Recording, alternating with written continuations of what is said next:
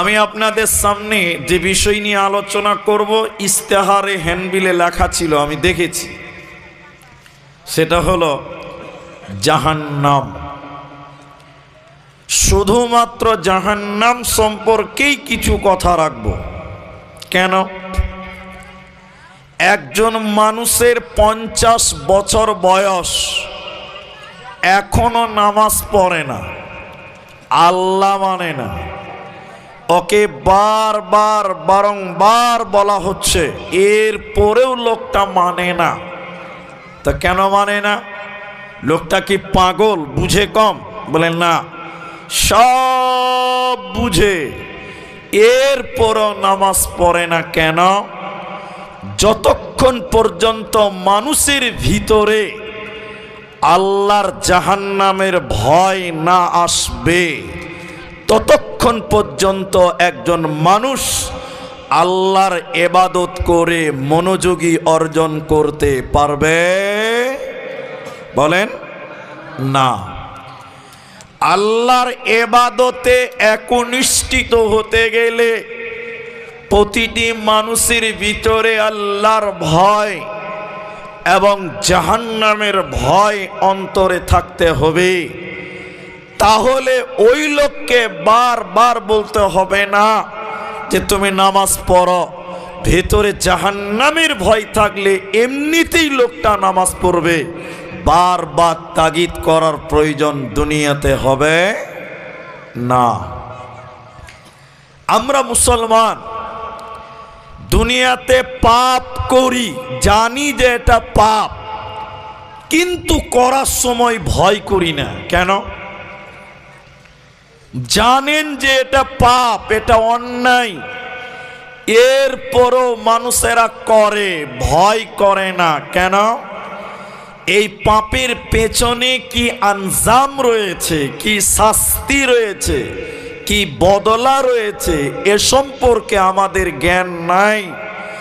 কোন পাপের কারণে কোন আযাব রয়েছে এটা আমরা জানি না। এরই কারণে মুসলমান পাপকে ভয় করে না, পাপকে অবজ্ঞা করে না। চলুন জাহান্নামের ভয়, জাহান্নামের কঠিন আযাব সম্পর্কে কিছু হাদিস আপনাদের সামনে রাখব। কোন কোন গুনাহ করলে কোন কোন আযাব রয়েছে একটু আপনারা লক্ষ্য করলে আপনার ভিতরেও জাহান্নামের ভয় চলে আসবে। নবীজি একদিন স্বপ্নে দেখছেন, স্বপ্নে। বাবা আপনারা একটু মুখ খুলে বলেন তো, আমাদের স্বপ্নের কোনো গ্যারেন্টি আছে? বলেন। সত্যও হতে পারে, নাও হতে পারে, কিন্তু নবীরা যে স্বপ্ন দেখতেন ওটাই ওহী, আল্লাহর তরফ থেকে সত্য। নবীজি স্বপ্নে দেখলেন দুটি ফেরেশতা নবীজিকে দুই বাহুতে ধরলেন, দুই বাহুতে ধরে নবীকে বললেন, চলেন চলেন চলেন, ওই যে বিশাল উঁচু উঁচু পাহাড়, ওই পাহাড়ের দিকে আপনি চলুন চলুন, আপনাকে যেতে হবে। নবীজি বললেন, এত উপরে আমি নবী যেতে পারবো না। ফেরেশতারা বললেন, আমরা নিয়ে যাব, যাওয়ার ব্যাপারে কোনো চিন্তা করবেন না। নবীজিকে দুই বাহুতে ধরে নিয়ে যেতে লাগলো। যেতে যেতে নবীজির কানে যেন কান্নার আওয়াজ ভেসে আসলো। কারা যেন কান্নাকাটি করছে, বিকট আওয়াজ করছে, বাঁচাও বাঁচাও বলে আর্তনাদ করছে, কান্নাকাটি করছে। নবী শুনলেন। নবীজি থাকতে না পেরে বললেন, জিবরাইল তুমি বলো, মান হাউলাই, এরা কারা? কেন জাহান্নামে কান্নাকাটি করছে, আর্তনাদ করছে, বাঁচাও বাঁচাও বলে ফরিয়াদ করছে, এরা কারা? কেন কান্নাকাটি করছে? নবী তুমি, জিবরাইল তুমি বলো। জিবরাইল বলেন, নবী আপনি আরো উপরে চলেন, আপনাকে জানানো হবে। নবীজি বলেন, আমি যেন আরো আগে আরো উপর দিকে যেতে লাগলাম। যেতে যেতে যেতে যেতে জাহান্নামের ভিতরে আমি দেখলাম কিছু মানুষের পা গুলোকে আকাশের দিকে বাঁধা আছে, আর মাথা মুখমণ্ডল মাটির দিকে উল্টো করে ঝুলছে। পাগুলোকে আকাশের দিকে বেঁধে রাখা হয়েছে, আর মাথা মুখমণ্ডল মাটির দিকে ঝুলছে আমি দেখলাম। নবী বললেন, ওদের উল্টো করে টাঙানোর কারণে ওদের মুখগুলো ফেটে ফেটে রক্ত পড়ছে জমিনে, ওদের নাকগুলো চুয়ে চুয়ে রক্ত পড়ছে জমিনে, ওদের পাগুলো আকাশের দিকে বাঁধা আছে। নবীজি থাকতে না পেরে আবার বললেন, জিবরাইল তুমি বলো, মান হাউলাই, এরা কারা? কেন জাহান্নামে কান্নাকাটি করছে? কেন বাঁচাও বাঁচাও বলে আর্তনাদ করছে? কেন তাদের পাগুলো আকাশের দিকে বাঁধা? কেন কেন তাদের মুখগুলো ফেটে ফেটে জমিনে রক্ত পড়ছে? কেন? এদের অপরাধ কি? এরা কারা? এরা কি গুনাহ করেছে? জিবরাইল তুমি বলে দাও। জিবরাইল আমিন বলেন, ইয়া রাসূলুল্লাহ, নবী আপনি শুনেলেন এরা কারা?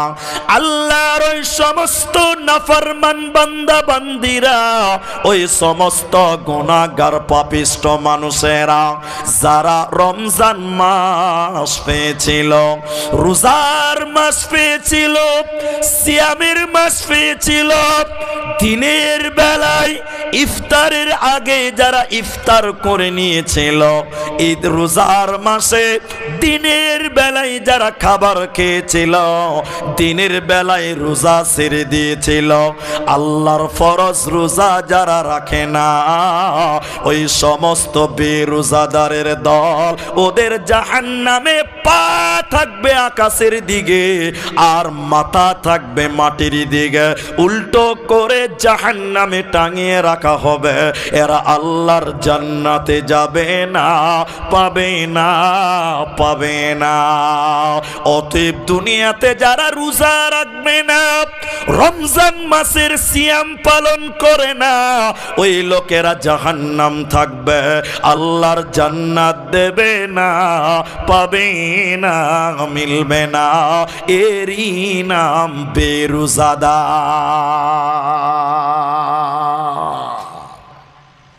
ভাইয়া আমার কথা যদি বুঝতে পারেন এবার উত্তর দিন। কারণ আমাদের মুসলিম সমাজে মুসলিমেরাও বেরোজাদার আছে। আপনাদের দিকে আছে না? সবাই বলেন আছে। অনেক মুসলমান রমজান মাসে রোজা রাখে না, ওরা আবার মুমিন মুসলমানদেরকে ধোঁকা দেয়। এরকম আছে না? জোরে বলেন নাই? আমি তো যেখানে থাকি ওখানকার কথা বলি। যখন রমজান মাস শুরু হয়, আপনারা খালি হ্যাঁ না বলবেন তাহলে বুঝবো। যখন রোজার মাস শুরু হয়, তখন আমাদের পাড়াতে, আমাদের সমাজে কিছু কিছু নতুন রোগের নাম শুনতে পাওয়া যায়। ঠিক বলছি না? হ্যাঁ না বলেন? বিভিন্ন রকম নাটক, ও আমার এই হয়েছে, ও হয়েছে, রোজা রাখে না। আল্লাহর রোজাদার বান্দারা জান্নাতে যাবে। মুসলিম তুমি যদি ফরজ রোজা না রাখো, আল্লাহর জাহান্নামে তোমাকে উল্টো করে টাঙানো হবে। তোমার মুখগুলো ফেটে ফেটে এই মাটিতে রক্ত পড়বে। সেদিন তোমার পালাবার কোনো উপায় থাকবে? বলেন না। নবীজি বললেন, আমি জাহান্নামে আরো আগে যেতে লাগলাম, নিয়ে যেতে লাগলো। যেতে যেতে জাহান্নামের ভিতরে একটা নদী দেখলাম। ওই নদীতে কোনো পানি ছিল না, ওই নদীতে কোনো দুধ ছিল না। ওই নদীতে রয়েছে পচা দুর্গন্ধ রক্ত, এত দুর্গন্ধ রক্ত, ওই রক্তের নদীর কাছে দাঁড়ানো যায় না। নবীজি বললেন, আমি দেখলাম পচা রক্তের নদীতে কিছু মানুষের হাবুডুবু খাচ্ছে, আর সাঁতার কাটতে কাটতে উপর দিকে ওঠার চেষ্টা করে, কিন্তু উপর দিক থেকে পাথর মেরে আবার রক্তের নদীর মাঝখানে তাদের ফেলে দেওয়া হয়। রক্তের নদীতে তারা হাবুডুবু খাবে, রক্তের নদীতে তারা সাঁতার কাটবে, পচা দুর্গন্ধ রক্ত। নবীজি দৃশ্যটা দেখে আবার বললেন, জিবরাইল তুমি বলো এরা কারা, কেন রক্তের নদীতে চুবানো হলো বলো। হে জিবরাইল তুমি বলো এই লোকেরা কারা, কেন পচা রক্তের নদীতে জাহান্নামে চুবানো হয়েছে বলো, এদের অপরাধ এদের গুনাহ কি ছিল বলো। জিবরাইল বলেন, ইয়া রাসূলুল্লাহ, নবী আপনি শুনলেন এরা কারা? আল্লাহর ওই সমস্ত নাফরমান বান্দা বান্দিরা যারা দুনিয়াতে সুদে টাকা দিয়েছিল, দুনিয়াতে যারা সুদ নিয়েছিল, ওই শুধু খানেওয়ালা শুধু দেনেওয়ালা, ওই শুধু দেনেওয়ালা শুধু লেনেওয়ালা, উভয়কে আল্লাহ রক্তের নদীতে চুবিয়ে রাখবে। শুধু খরলোক আল্লাহর জাহান্নামে রক্তের নদীতে চুবানো হবে, এরা আল্লাহর জান্নাতে যাবে না, পাবে না, পাবে না।